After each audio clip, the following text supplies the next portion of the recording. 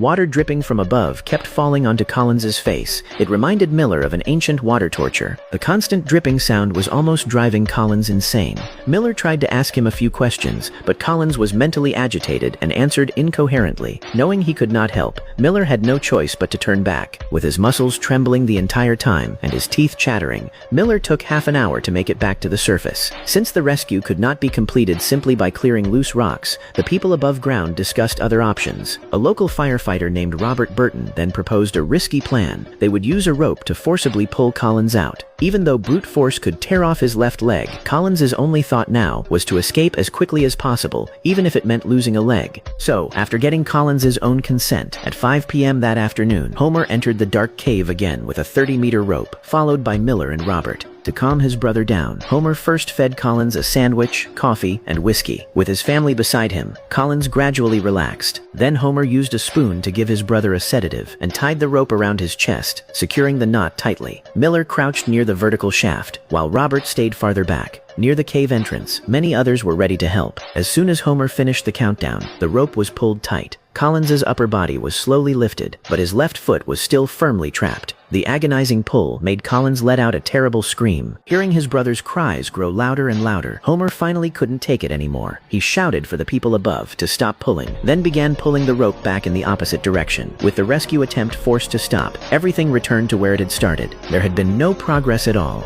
That night, Collins's close friend Johnny Gerald heard the news and rushed to the scene. As Collins's best exploration partner, the two had often explored new caves together. Once, when Collins had become trapped inside Crystal Cave, it was Gerald who helped rescue him. After learning what had happened, Gerald was furious about Robert's plan to forcibly drag his friend out. He then entered the cave himself. With his skilled technique, Gerald made it smoothly through the first half of the passage, but because he was strongly built, he had a hard time squeezing through the 3-meter vertical shaft.